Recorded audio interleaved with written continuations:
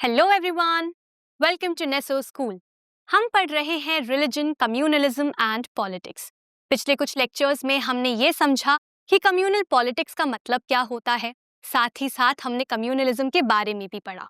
अब हम आगे बढ़ेंगे और ये समझेंगे कि कम्युनलिज्म के कितने फॉर्म्स होते हैं। हमारे आज के लेक्चर का नाम है फॉर्म्स ऑफ कम्युनलिज्म। तो देख लेते हैं इस लेक्चर के टॉपिक्स। जैसे मैंने आप सभी को बताया, हमारे इस लेक्चर का एक ही टॉपिक होने वाला है जिसका नाम है फॉर्म्स ऑफ कम्युनलिज्म। कम्युनलिज्म के कई सारे फॉर्म्स होते हैं, कई सारे रूप होते हैं जिनमें हम कम्युनलिज्म को देख सकते हैं। आपके चैप्टर में टोटल 4 फॉर्म्स दिए गए हैं कम्युनलिज्म के, जिनको एक एक करके आज हम समझने वाले हैं। ये टॉपिक आपके चैप्टर में यहाँ से लेकर यहाँ तक दिया गया है। तो बिना किसी देरी के शुरू करते हैं और समझ लेते हैं हमारे सबसे पहले फॉर्म ऑफ कम्युनलिज्म को। यहाँ पर लिखा है, the most common expression of communalism is in everyday beliefs. मतलब कि जो सबसे कॉमन, जो सबसे आम एक्सप्रेशन है, जो सबसे कॉमन फॉर्म है, रूप है कम्युनलिज्म का, वो हम देख सकते हैं एवरीडे बिलीव्स में। मतलब हर रोज जिस तरीके से हम सोचते हैं, जिस तरीके से हम बात करते हैं, जिस तरीके से हम बिहेव करते हैं, इन सभी तरीकों में, इन सभी धारणाओं में, बिलीव्स में हम कम्युनल आइडिया को देख सकते हैं। कैसे? देख लेते हैं नेक्स्ट पॉइंट से। यहाँ लिखा है, these involve religious prejudices, stereotypes of religious communities and belief in the superiority of one's religion over other religions। यहाँ पर 3 ऐसे डिफरेंट बिलीफ्स दिए गए हैं जिनके थ्रू हम कम्युनल आइडिया का एक्सप्रेशन देख सकते हैं। हम ये देख सकते हैं कि किस तरीके से कम्युनल आइडिया रोज ही एक्सप्रेस होता है। सबसे पहला है रिलीजियस प्रेजुडिसेस, जिसको कहते हैं धार्मिक पूर्वग्रह, जहां पर हम एक नेगेटिव सोच रखते हैं किसी दूसरे रिलीजन के लिए, किसी दूसरी कम्युनिटी के लिए। जब हम नेगेटिवली सोचते हैं किसी और के बारे में, किसी दूसरे रिलीजियस ग्रुप के बारे में, मतलब जब हम पहले से ही एक सोच बना लेते हैं, ये सोच लेते हैं कि ये कम्युनिटी तो ऐसी ही है, इस कम्युनिटी में हमेशा झगड़ा ही होता है, ये रिलीजियस ग्रुप हमेशा लड़ाई ही करता है। तो उस तरीके से जब हम नेगेटिवली सोचते हैं, नेगेटिवली उस कम्युनिटी को देखते हैं, उनके अगेंस्ट बायस्ड हो जाते हैं, जब हम कहीं ना कहीं डिस्क्रिमिनेशन करने लग जाते हैं किसी दूसरे कम्युनिटी के साथ, तो उसी को हम कहते हैं रिलीजियस प्रेजुडिसेस। इसके बाद है स्टीरियोटाइप्स ऑफ रिलीजियस कम्युनिटीज। मतलब कि जब हम एक फिक्स्ड सोच रख लेते हैं किसी दूसरे कम्युनिटी के लिए, जब हम पहले से ही एक इमेज क्रिएट कर लेते हैं किसी और के लिए, किसी दूसरी कम्युनिटी के लोगों के लिए, जब हम ये नहीं देखते कि हर एक कम्युनिटी के जो भी मेंबर्स हैं, जो भी लोग हैं, वो डिफरेंट हैं, वो डिफरेंट इंडिविजुअल्स हैं, तो जरूरी नहीं है कि वो सब सेम हो या वो सेम तरीके से ही सोचते हों या सेम तरीके से ही बिहेव करते हों। लेकिन जब हम इनके इंडिविजुअल डिफरेंसेस को इग्नोर कर देते हैं और एक फिक्स्ड इमेज अपने दिमाग में रख लेते हैं कि नहीं, ये इस रिलीजन से बिलोंग करते हैं तो ये सभी ऐसे ही होंगे, उसी को हम कहते हैं स्टेरियोटाइप। ठीक है। इसके बाद थर्ड यहाँ पे क्या दिया गया है, belief in the superiority of one's religion. जब हम ये सोच रखते हैं, जब हम ऐसी धारणा रखते हैं कि हमारा रिलीजन सबसे ऊंचा है, हमारा रिलीजन सबसे ज्यादा ऊपर है, एक हायर दर्जा है हमारे रिलीजन के पास, तो हम क्या हैं, हम बाकी सभी लोगों से सुपीरियर हैं, सभी से ऊंचे हैं। तो ये जो बिलीफ है, ये भी एक थर्ड फॉर्म है कम्युनलिज्म का, जहां पर हम ऐसे सोच रहे हैं कि हमारी कम्युनिटी, हमारा रिलीजन सबसे ऊंचा है, सबसे ऊपर है।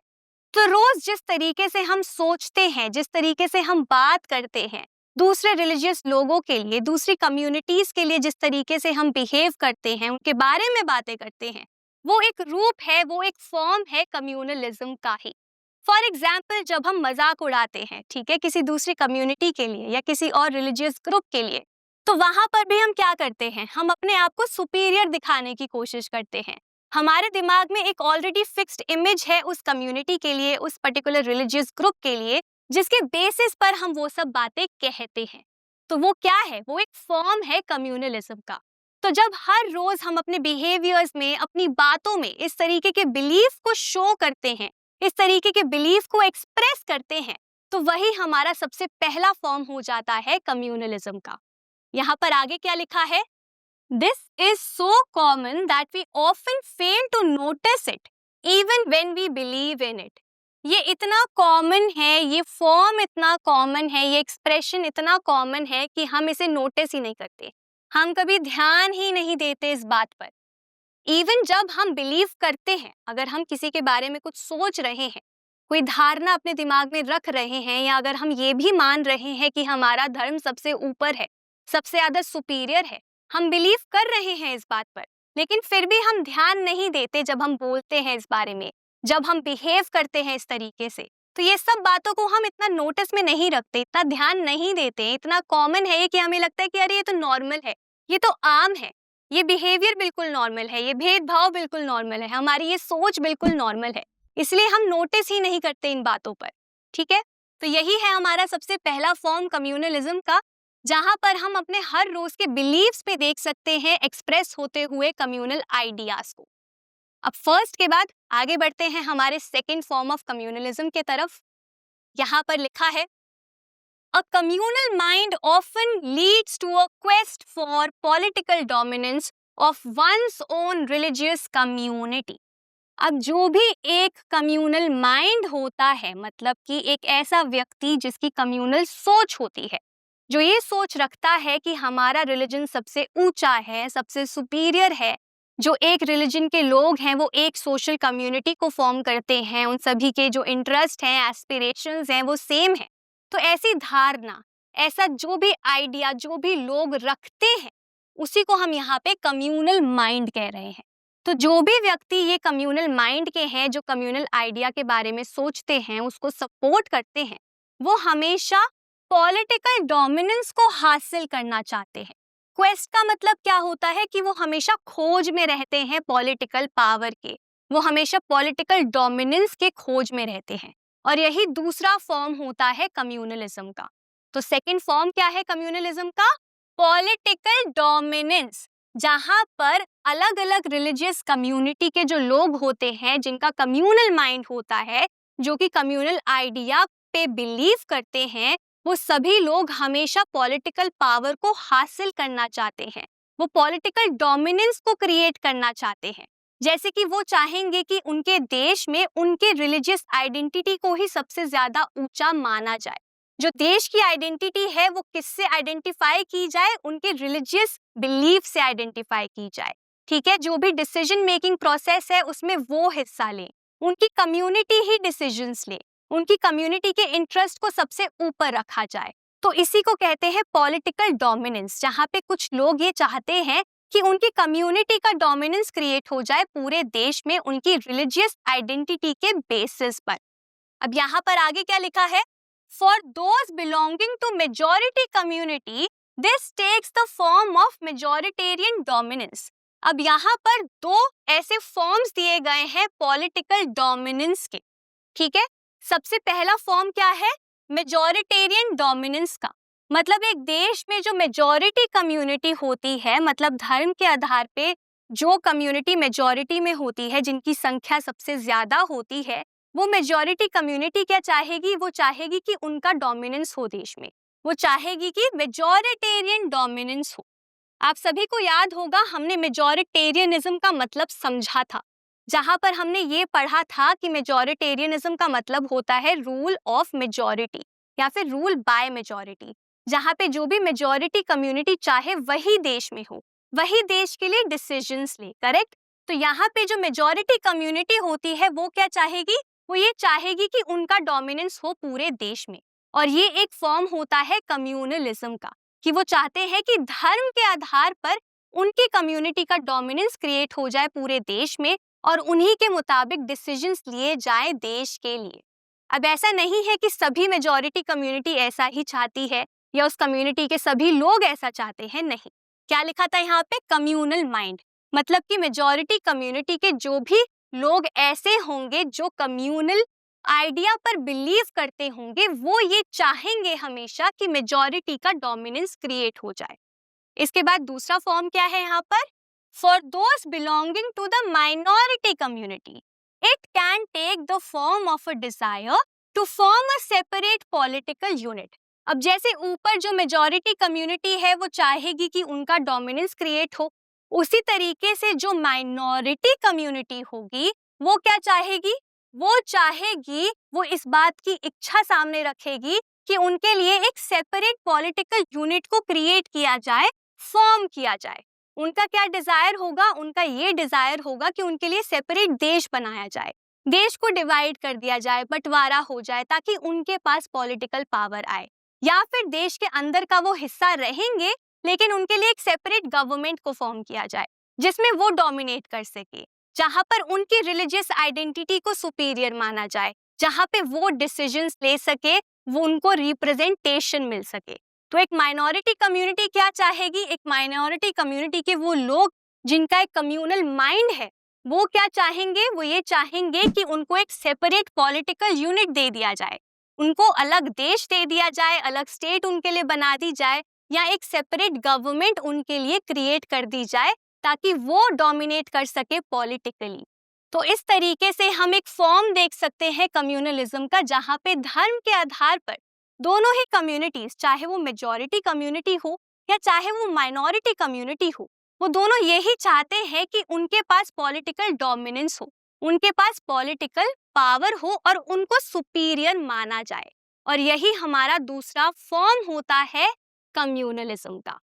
इसी के साथ हमारा सेकंड फॉर्म ऑफ कम्युनलिज्म भी खत्म होता है।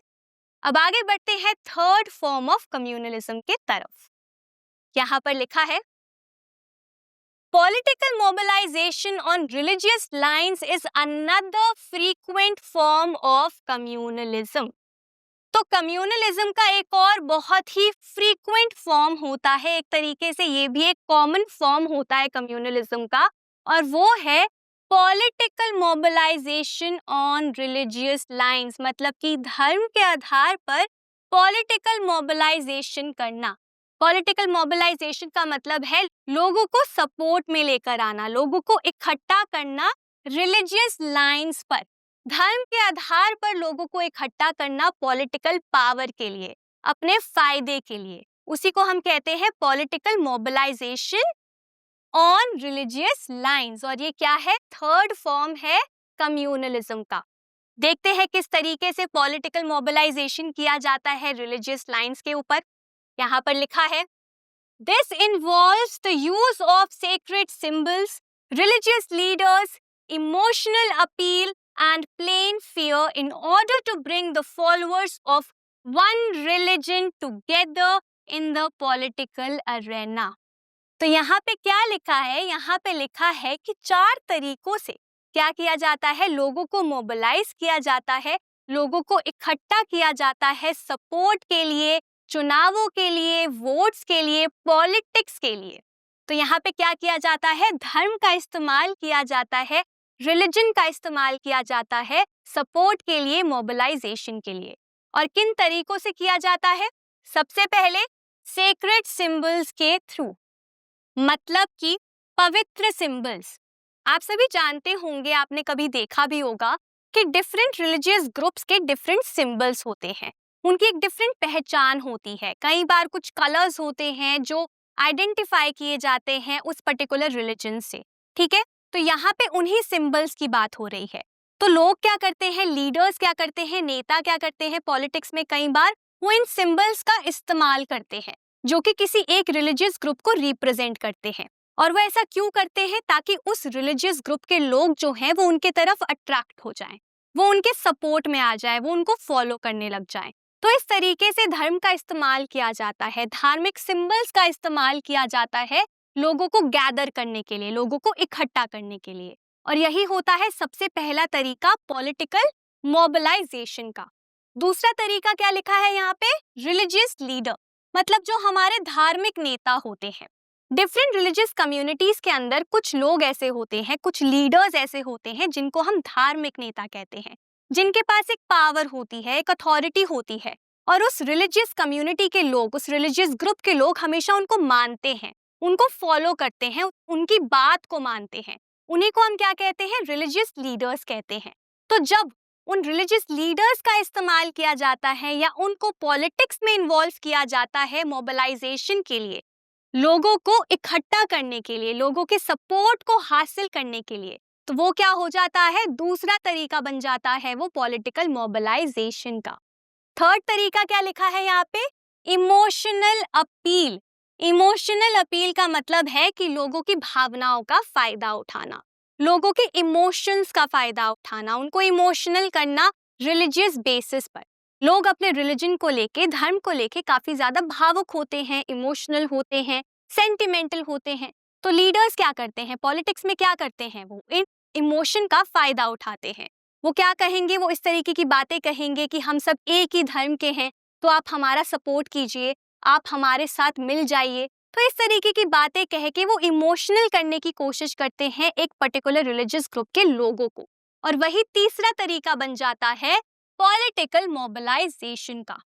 फोर्थ तरीका यहाँ पे क्या लिखा है, प्लेन फियर, मतलब कि सीधा सीधा लोगों के मन में एक डर डाल देना, उनको डरा देना। किस तरीके से डरा देना, उन्हें ये कह देना फॉर एग्जाम्पल कि हम लोग अगर साथ में नहीं आए तो दूसरे कम्युनिटी के लोग हमारा फायदा उठाएंगे, वो हमारे साथ भेदभाव करेंगे, हमारे साथ गलत करेंगे, गलत तरीके से बिहेव करेंगे। तो इस तरीके से जब हम डर डाल देते हैं एक पर्टिकुलर कम्युनिटी के लोगों के मन के अंदर, क्यों, ताकि हमें पॉलिटिक्स में फायदा हो, ताकि नेताओं को पॉलिटिक्स में फायदा हो। तो जब लीडर्स या नेता हमारे जो होते हैं वो अपने फायदे के लिए इस तरीके से लोगों के मन में डर डाल देते हैं, तो क्या होता है, वो लोग जो हैं उनको सपोर्ट करने लग जाते हैं डर के वजह से। और साथ ही साथ एक डिवीजन भी क्रिएट हो जाता है इसके वजह से सोसाइटी में। और इसी तरीके से मोबिलाइजेशन को क्रिएट किया जाता है रिलीजियस बेसिस पे। अब यहाँ पर आगे क्या लिखा है, in electoral politics this often involves special appeal to the interest or emotions of voters of one religion in preference to others। अब इलेक्टोरल पॉलिटिक्स में क्या किया जाता है, चुनावों के लिए क्या किया जाता है, स्पेशल अपील की जाती है। स्पेशल एक तरीके से अपील करी जाती है कुछ कम्युनिटी के लोगों से, कुछ रिलीजियस ग्रुप से। उनको क्या बोला जाता है कि हम आपकी इच्छाओं को पूरा करेंगे, हम आपके इंटरेस्ट में फोकस करेंगे, जो आप चाहते हैं हम वही करेंगे, हम आपको प्रेफर करेंगे, आपको प्रेफरेंस देंगे, बाकियों को नहीं प्रेफरेंस देंगे। तो इस तरीके से क्या किया जाता है, जो वोटर्स होते हैं किसी भी एक रिलीजियस ग्रुप के, किसी भी एक रिलीजियस कम्युनिटी के, उनको इमोशनल किया जाता है, उनकी इंटरेस्ट की बातें की जाती हैं। उनको बोला जाता है कि अगर आप हमें वोट देंगे, आप हमें सपोर्ट करेंगे, तो हम इस धर्म के लोगों के साथ अच्छा करेंगे, हम आपके धर्म के लोगों का सपोर्ट करेंगे, आपके लिए पॉलिसीज को लेकर आएंगे, आपको प्रेफरेंस देंगे।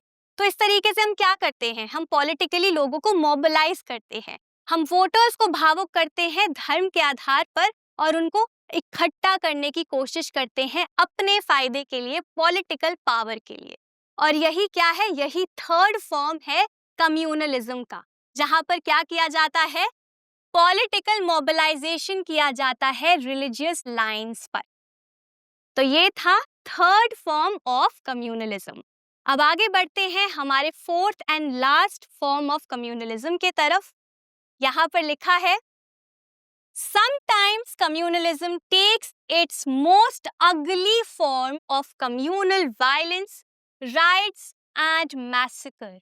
कई बार क्या होता है, कम्युनलिज्म एक बहुत ही अगली फॉर्म ले लेता है, एक बहुत ही बुरा फॉर्म ले लेता है। और यही फॉर्म जो है फोर्थ फॉर्म है कम्युनलिज्म का। क्या क्या होता है यहाँ पे, communal violence, rights and massacre. मतलब यहाँ पे कम्युनलिज्म जो है वो कम्युनल वायलेंस का रूप लेता है, कम्युनल राइट्स का रूप लेता है, दंगों का रूप लेता है, और मैसेकर का रूप लेता है, हत्याकांड का रूप लेता है, जहाँ पे एक साथ कई सारे लोगों की जान ले ली जाती है, उनको मार दिया जाता है। तो ये भी एक फॉर्म है, ये भी एक रूप है कम्युनलिज्म का। और इसका सबसे बड़ा एग्जाम्पल हमारे देश में हमने देखा है। यहाँ आगे क्या लिखा है, India and Pakistan suffered some of the worst communal riots at the time of partition। सबसे बड़ा एग्जाम्पल है इंडिया पाकिस्तान का।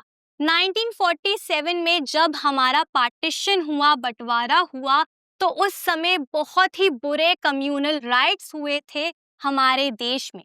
इंडिया और पाकिस्तान दोनों ही तरफ कई सारे लोगों की जान गई थी। कम्युनल राइट्स का मतलब क्या होता है कि कम्युनिटीज के बीच में राइट्स हो गए थे, वायलेंस हो गया था। दोनों ही कम्युनिटीज के लोग जो थे वो एक दूसरे को मार रहे थे। उसी को कम्युनल राइट्स कहते हैं, उसी को कम्युनल वायलेंस कहते हैं। जब दो कम्युनिटीज के लोग, अलग अलग कम्युनिटीज के लोग आपस में लड़ जाते हैं क्योंकि उनके बीच में एक डिवीजन क्रिएट कर दिया जाता है। हमारे देश में भी यही किया गया, एक डिवीजन को क्रिएट कर दिया गया डिफरेंट कम्युनिटीज के बीच में। जब हम एक पर्टिकुलर ग्रुप को सपोर्ट करने की कोशिश करते हैं या जब हम डिफरेंट फॉर्म्स ऑफ कम्युनलिज्म को देखते हैं अपने देश में, जैसे कि किसी एक कम्युनिटी के साथ बायस हो जाना, किसी एक के इंटरेस्ट के बारे में बात करना, लोगों के मन में डर डालना, तो इन तरीकों से हम क्या करते हैं, इनसे हम एक डिवाइड क्रिएट कर देते हैं सोसाइटी में लोगों के बीच में, जिसके वजह से वायलेंस हो जाता है कम्युनिटीज के बीच में। और यही इंडिया पाकिस्तान में भी हुआ। अब आगे क्या लिखा है? The post-independence period has also seen large-scale communal violence. ऐसा नहीं है कि इंडिया में सिर्फ पार्टीशन के समय ही कम्युनल राइट्स हुए, कम्युनल वायलेंस हुआ, नहीं। हमारे देश को आज़ादी मिलने के बाद भी, इंडिपेंडेंस के बाद भी, पार्टीशन के बाद भी हमारे देश में कई बार लार्ज स्केल कम्युनल वायलेंस देखा गया है। मतलब बहुत ही बड़े स्केल में कम्युनल वायलेंस हुआ है, जहाँ पे कई सारे लोगों की जान गई है, कई बड़े स्केल में लोगों की जान गई है। तो इस तरीके के वायलेंस हमारे देश में इंडिपेंडेंस के बाद भी हुए हैं।